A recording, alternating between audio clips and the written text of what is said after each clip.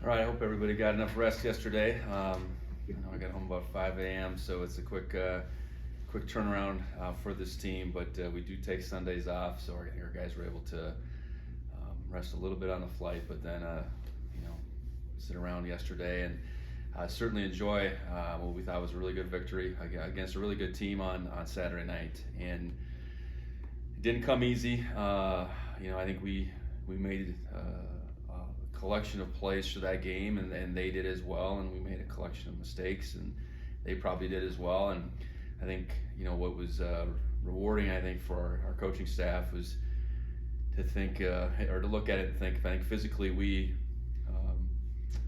had the better side of that coin as far as how it played out in the fourth quarter, and that's a tribute to not just the play on Saturday, but the work our guys do in the off season, the work with Coach Herron, from the winter through the spring into the summer, and then really what they continue to do in season. We really try to maintain in that weight room as we go through the season, and I think that showed up. We had a couple guys step into positions they hadn't been in, namely Ryan Larnigan and Miles Jackson, and was pleased with how they performed in a new role.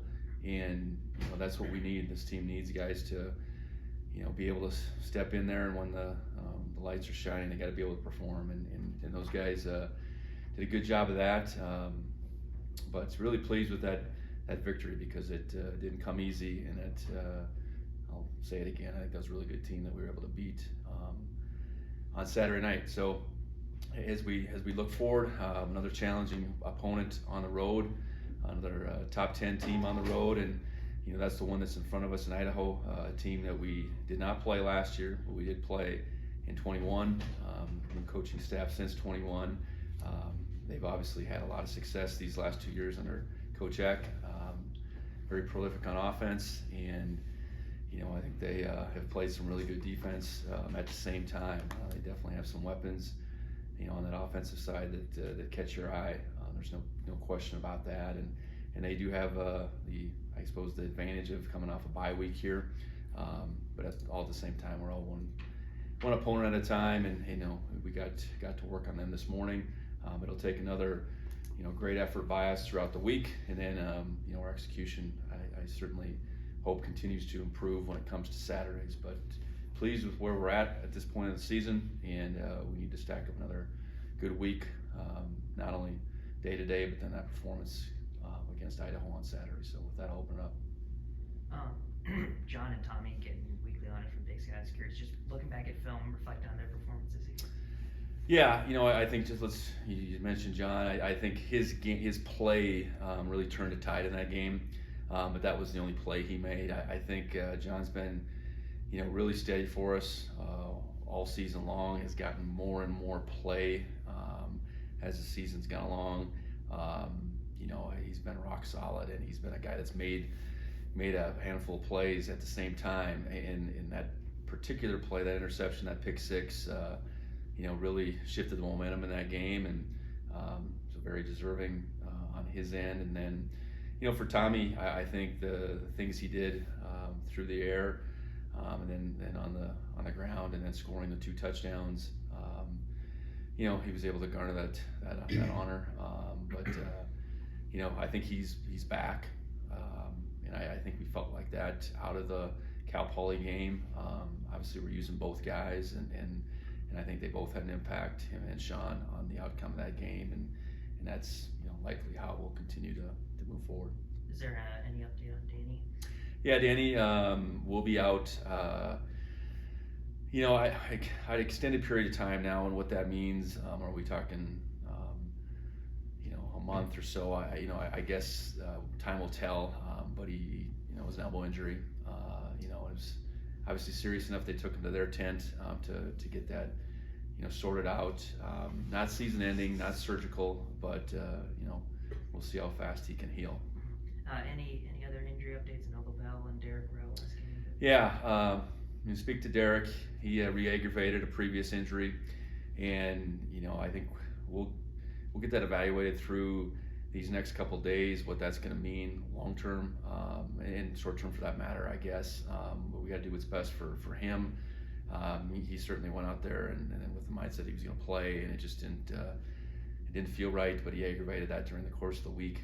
And it was a previous injury he aggravated, not a new injury. And then Lavelle also made the trip, not with this absolute intention that he was going to play on Saturday, but just so he could continue to improve. And I know I said he was day-to-day last week. I would say that's the same. We don't have to press it necessarily, but we'd like to see him turn the corner this week. And then Taco back. Yeah, Taco's back. I guess there was some outside hope that he maybe could play last week, and then that didn't happen. But he's been cleared to move forward now, and stabilize the punt return game. Beyond stabilize it, I think what he was able to do last year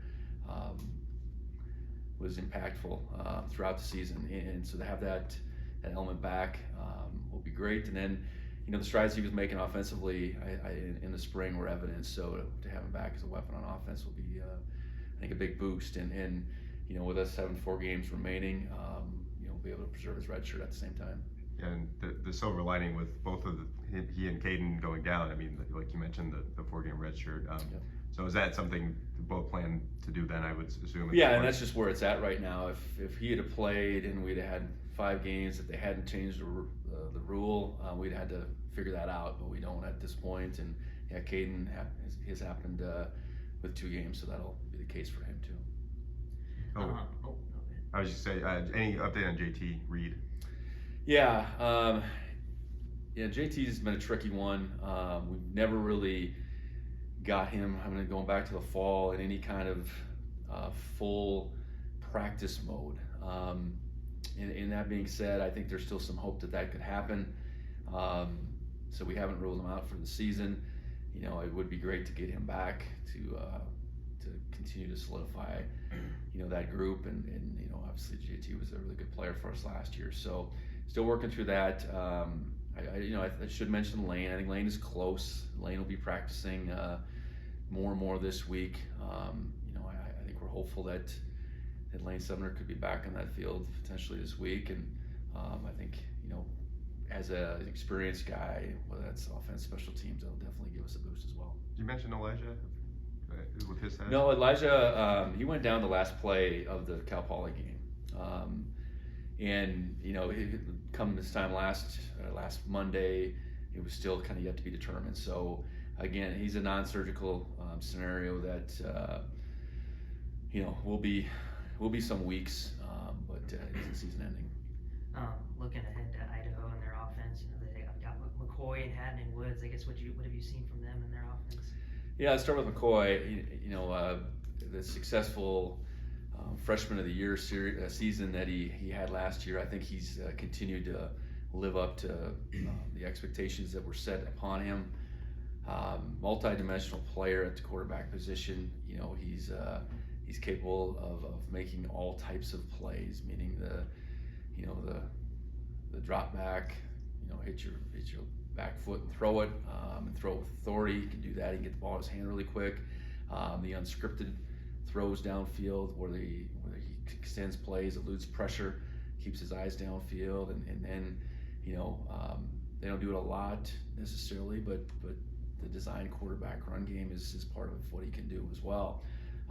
He appears to be a guy that's got a lot of just feel and moxie, and he's a pretty calm character back there. Especially to play like he did as a freshman last year, but then, like I said, he's been able to continue to back that up.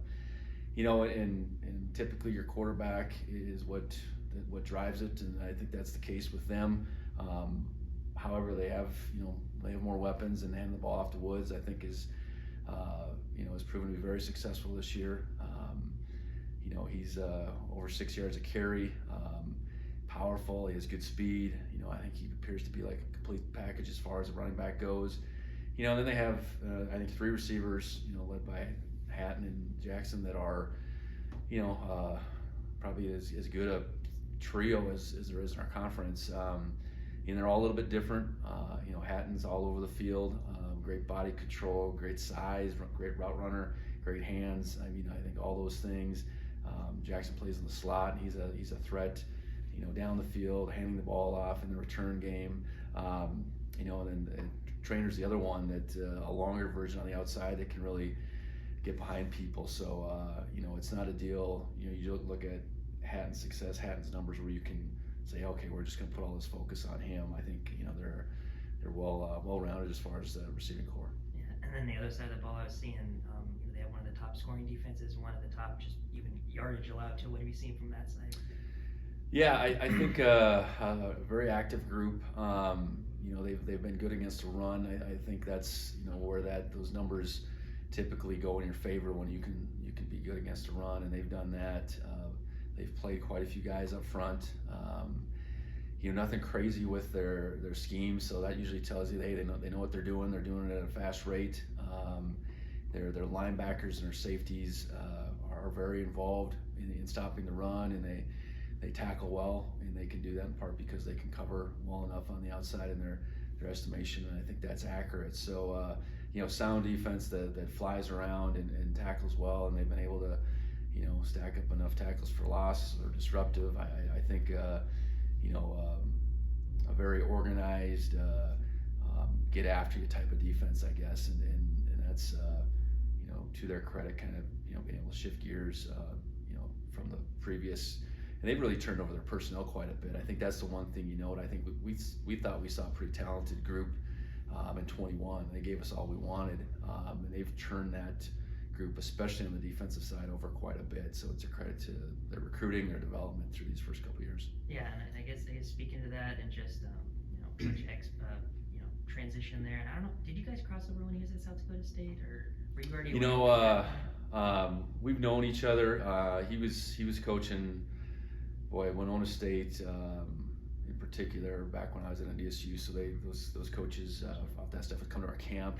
So I've known him back to those days, but never crossed over because I think he was at Western Illinois and we'd already left, and then South Dakota State we'd already left. But I've worked with guys that have worked with them, so I feel like we have known each other for quite some time. And then I guess just him taking over this program, what have you thought of kind of just the first year and a half or so? Yeah, impressive. And he had spent some time there as a younger coach, so I think he knew the potential. I think that certainly helps. He had seen certainly the execution of what their ascent at South Dakota State, and not that they're doing it exactly like Stig. Stig had been there for a long time, but I'm sure he learned some things there, or even under Coach Nielsen at Western Illinois, that okay, this is how when I get my opportunity, I want to implement things. And I know from the start, I think he felt like he said it was a sleeping giant, and I think with Idaho's previous success prior to their move up to FBS, and then just being at FBS period and coming down, there's a lot of elements that were there, or that and it seems like he's been the right man for that transition. I forget if you mentioned the kind of the reason for moving Miles to nickel. Does his previous experience that position? Anything else specifically? Well, I think he's had a few cracks at nickel, so there was experience there. And ultimately you're trying to get your best guys out there. I know we had Andrew play some nickel early in camp, but then Andrew's really, I think solidified himself at the corner position. So, okay, what's the next move you make? And the move we made was to put Miles in there, and again, calling on that previous experience, but then also, feeling like Miles has done some really good things, even at the corner position. There's certainly overlap. It's not entire overlap by any means. Much more going on the closer you are to the box, and felt like Miles did some really good things in that game. But then I think there's some things within that game I know he can improve upon too, and is more than capable of. And then Brendan, obviously missed a couple field goals in this game. Can you, kind of maybe what was some of the issues there, and ways that anything specifically with that? Yeah, I think look at where we're at right now. Field goal wise, we're 6 of 10. 2 games where he's missed 2. Weber in this game, as far as the way it goes down.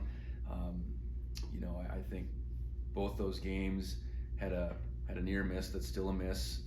I thought he hit that first ball fairly well. It was just slightly wide right, and then in both those games he's missed one before the half, and in this particular one he got 2 cracks at it. Didn't hit either ball very well. I will say, that those misses aren't consistent with what practices look like, and we go live in practice. Our defense comes after us. I know the end game though. We got to make those field goals. And in particular right now, we're 1 of 4 from 30 to 39. You're gonna live with some misses that are deeper, but inside of 40, we got to be able to count on those points. So, we'll continue to work at it. I don't see Brennan is an excuse maker. That's not it. He's doing all three, and however that's taxing. It's not like I think that's what's weighing on him. He's missed a few kicks, and when we haven't maybe kicked as much in 7 games, those misses become a little bit more glaring, and but we're gonna need his production, and he has been very productive in the other 2 areas that we're asking him to be himself. He's been a factor in the kick game, and we haven't punted a whole lot, but he's punted quite well. I did think, for whatever it's worth, I thought all his extra points in that second half he hit really well. So that was a positive spin on just the reaction to what happened for the halftime, and we just got to be able to move on there like any other position, but our production there has to improve. Just one more for me too. I mean, that 21 game was Tommy, I think, scored 3 touchdowns. That game was kind of his first real big breakout as far as a big role. Do you kind of look at that game in hindsight, or even at the time, and think, hey, this is kind of, we might have a little bit more here, or was Tommy already kind of doing that in practice and things like that? No, well, I think it's twofold. That game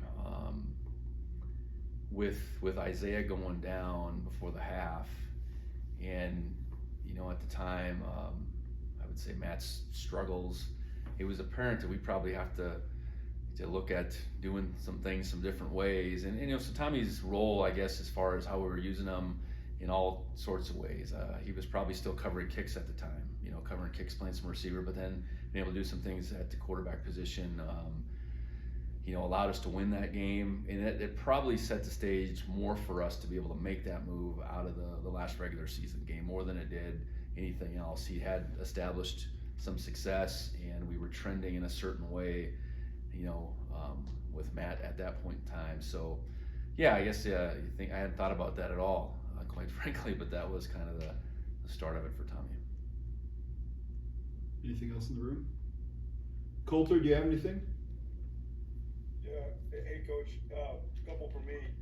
First of all, I just wanted to ask you just about Idaho being back in general. I mean, it's been several years now, but just the fact that they got it rolling a little bit. I mean, it seems like everybody around the league is aware of that and thinks it's good for the conference. What do you think? Yeah, looking at history, they're a really strong program, and they made that move up, I'm sure, because of how strong they were, and they had some success at the FBS level, and I know we faced them at Wyoming when they were still FBS, and they gave us all we could handle. I take that back. They were maybe 1 year removed from FBS, but they were, they had talent. You knew that, and whatever happened with the move down, the transition down, that's a challenge. It's not like you move down and there's not a lot of precedent to that. You move down and it's this instant success. So, you have the coaching change. You certainly have some talent on that roster. I think Coach Eck obviously had a good sense for success at the FCS level. There's a lot of pieces in place. I'm certain there's a lot of people that followed that program for many years that want to see this transition down, and didn't want to see the transition down, but with the transition down wanted to see the success that they'd had prior to, I guess. So it appears a lot of pieces in place for them to do things the right way. So yeah, I think to have an invested Idaho Vandal football program is good for the conference, and I'm sure it was good back when they were rolling in the 80s into the 90s. The last time they played a couple weeks ago, it was sold out, rocking in the McKinney Dome. So, I mean, what do you do to sort of prepare for that? And I mean, what's it like for you guys when you go on the road? Because you guys are so used to playing in front of those types of crowds at home, but maybe a little bit more rare on the road. Yeah, and and I think not having been personally been in there, I think you got to anticipate all those smaller domes, whether it's thinking back to the Uni Dome or the Dakota Dome in Vermilion, what the Alaris Center could be like, and certainly with the Fargo Dome. I mean, those places when they're full, they're just going to be that much louder. So yeah, we got to practice for that. I think I'll say it, our failures at South Dakota State, we had to learn from that. It was tough lessons that day. We have to be able to respond to an electric atmosphere, a loud crowd that's against us in a better fashion. I think it helps us that we have lived through that at least a little bit on that particular Saturday, and I think at the same time relish playing in that kind of environment. Even going out to Sacramento, it was a good crowd. I know the setting there is different with the track and a lot of the covered stands on our side, but there's still a lot of people there on Saturday night. That's what these guys want to play in front of people. They don't want to go to a place and you're playing in front of a couple thousand people. You get a chance to play in front of packed crowds, whether it's home or away. That energy, that electricity is what college football in many ways is about. So we look forward to the opportunity, but we need to be prepared for it at the same time. I know offensively, is it similar to what they did at South Dakota State? I mean, did they do this same sort of hurry up and wait thing at SDSU like they do now these last couple years? Yeah, I guess I wasn't at NDSU through Coach X years, but the one thing that I felt like South Dakota State did from afar was really adapted to the personnel well. They adapted to who was playing quarterback for them, what they had at running back, what they had at receiver, tight end, and certainly what they could do up front.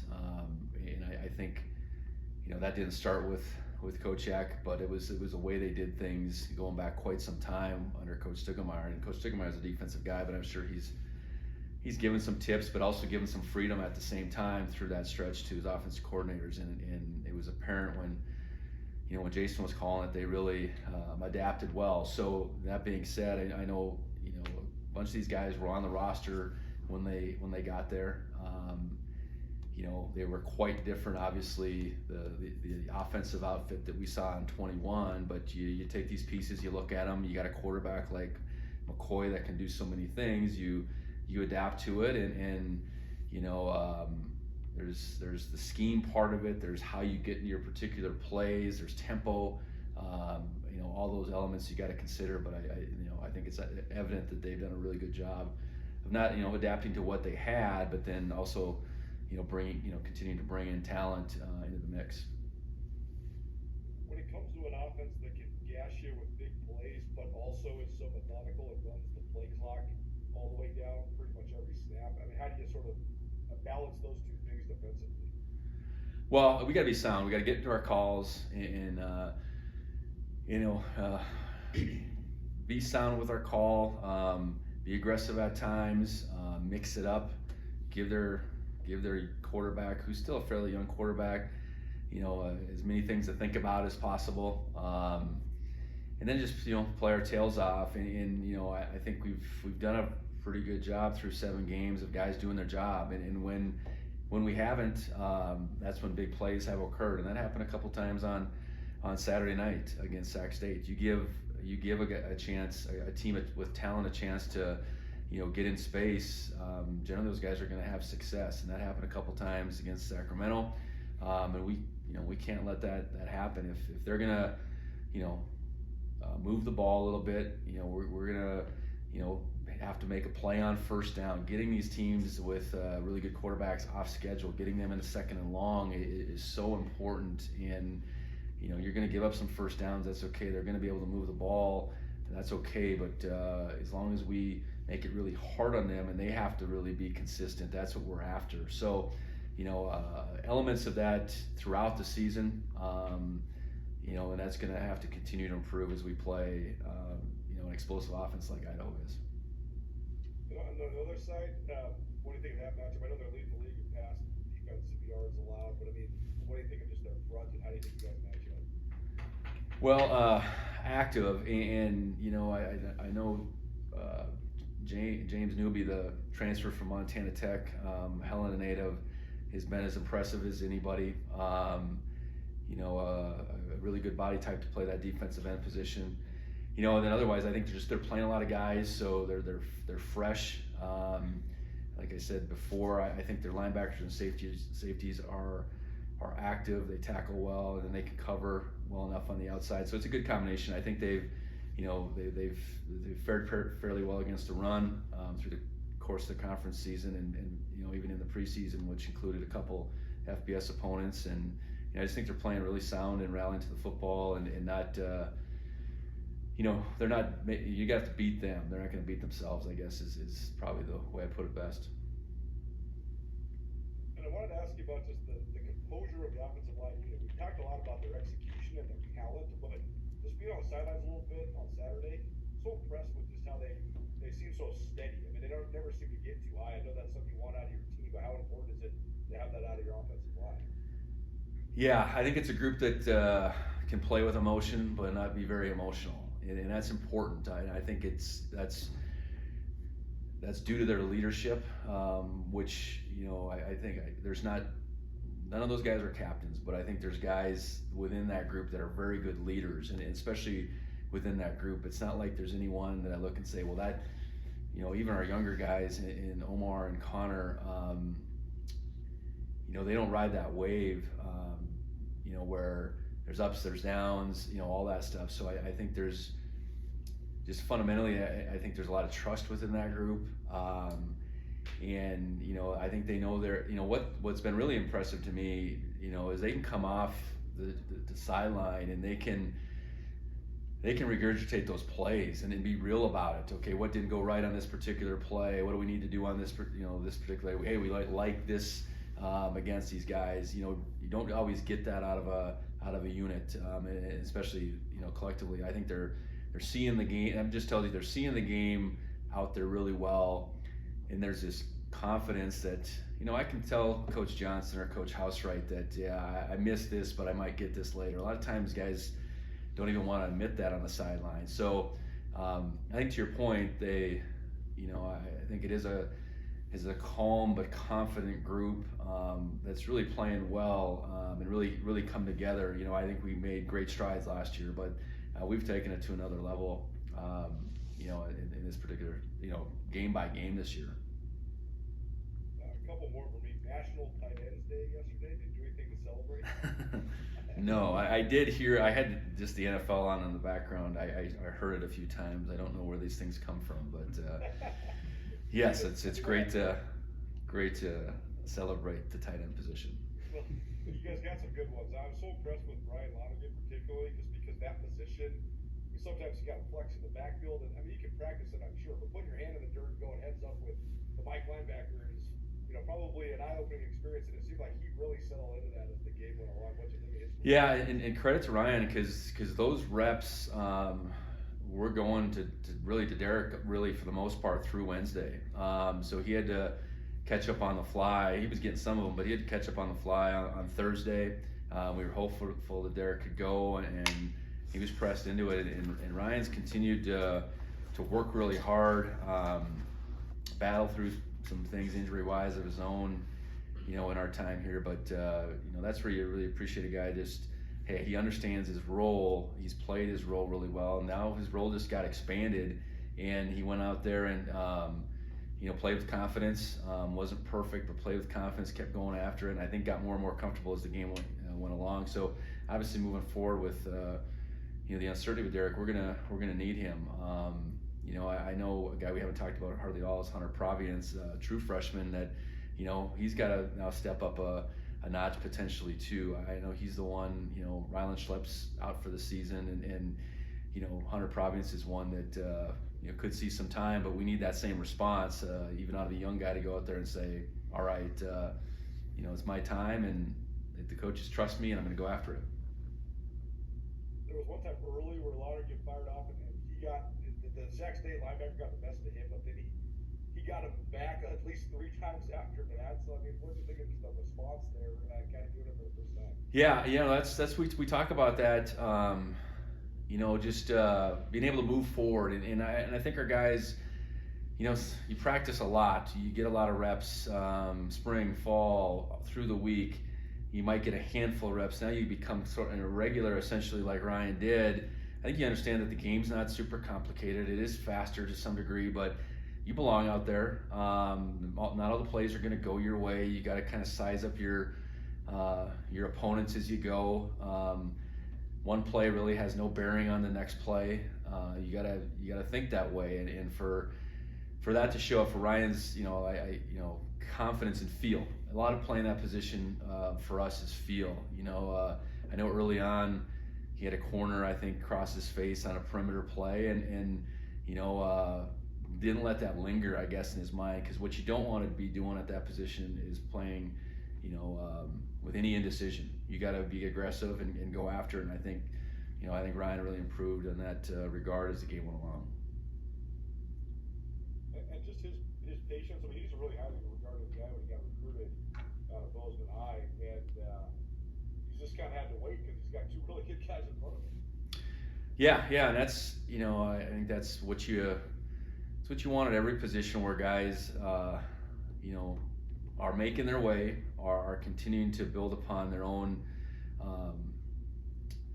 just experience and their own confidence. But if they do have guys in front of them, it's not going to break them. Ryan's done a really good job on special teams for us, punt and kick return, and really owned that role last year. Didn't get a ton of regular reps. Was in there here, hit in the game here and there. Trayton and Derek played the whole season through. He's got a bigger role on offense. He's continued to build upon that special teams role. But sometimes it's purely patience. Sometimes it's just saying, hey, I'm a part of something way bigger than me. I love being a part of it. Here's my role. Here's what the coaches are asking me to do. I'm going to accept it. I'm going to do the very best I can, and I'm going to be ready for that role to change. And I think we have, quite a few guys that you classify in that regard, and that's when you truly have a team. Because not everybody can be out there on Saturdays a whole bunch. Not everybody can get the acclaim, but they're all part of it, and they all play, a crucial role in what we're trying to accomplish. So, Ryan's a great example of that.